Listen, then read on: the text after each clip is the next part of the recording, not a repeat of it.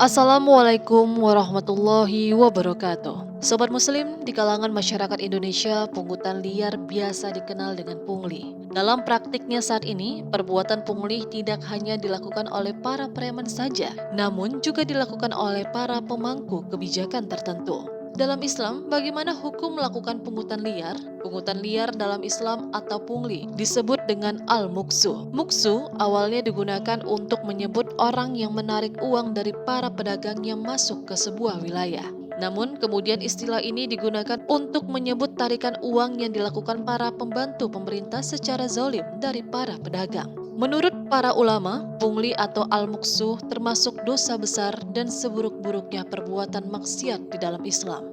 Hal ini karena pungutan semacam ini hanya menyusahkan dan menzalimi orang lain. Pungli termaksud perbuatan mengambil harta orang lain dengan batil dan dengan jalan yang tidak benar, sebagaimana halnya mencuri. Di dalam surah Al-Baqarah ayat 188, Allah dengan tegas melarang mengambil harta orang dengan cara yang batil.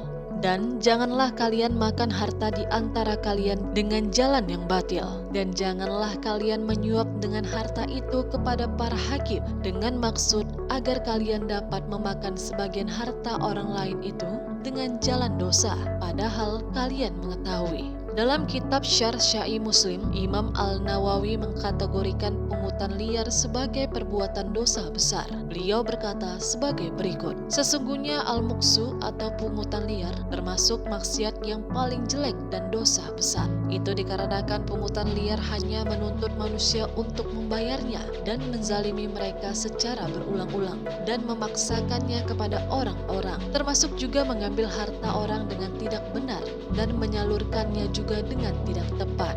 Selain termasuk dosa besar, terdapat ancaman dalam Islam bagi pelaku pungutan ini, yaitu pelaku pungli diancam tidak masuk surga. Ini sebagaimana disebutkan dalam hadis riwayat Imam Abu Dawud dari Uqbah bin Amir.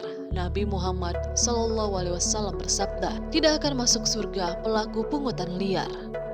Dalam Al-Kabair, Imam Az-Zahabi menyebut orang yang melakukan pungutan liar mirip dengan perampok jalanan yang lebih jahat daripada pencuri.